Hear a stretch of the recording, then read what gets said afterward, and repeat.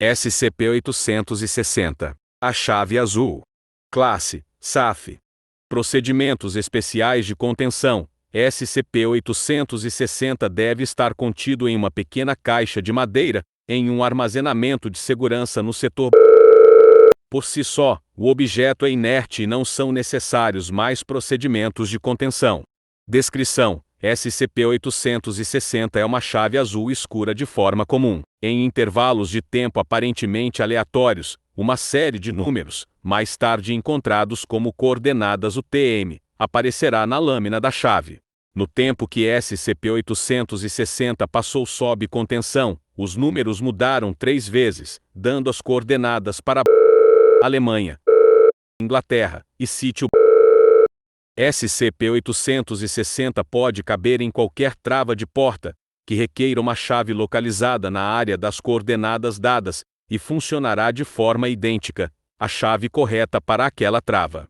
SCP-860 só funciona em fechaduras de portas, e somente se estiverem anexadas a uma porta. Não funcionará em nenhum outro tipo de dispositivo de trava.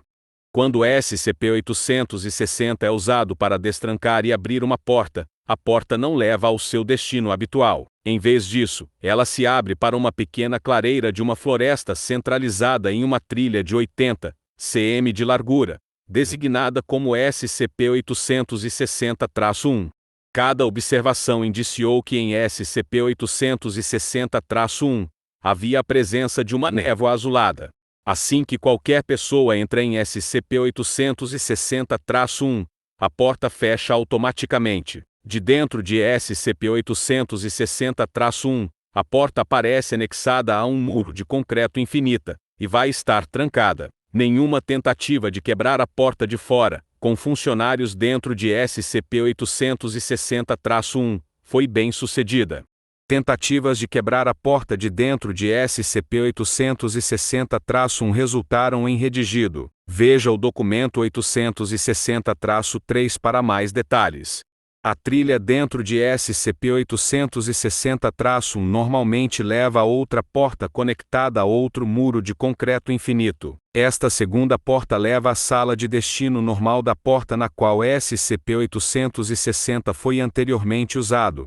Um número de outros eventos anômalos foram relatados por pessoas conduzindo explorações em SCP-860-1. Estes eventos são explicados com mais detalhes nos documentos 860-1 a 860-4.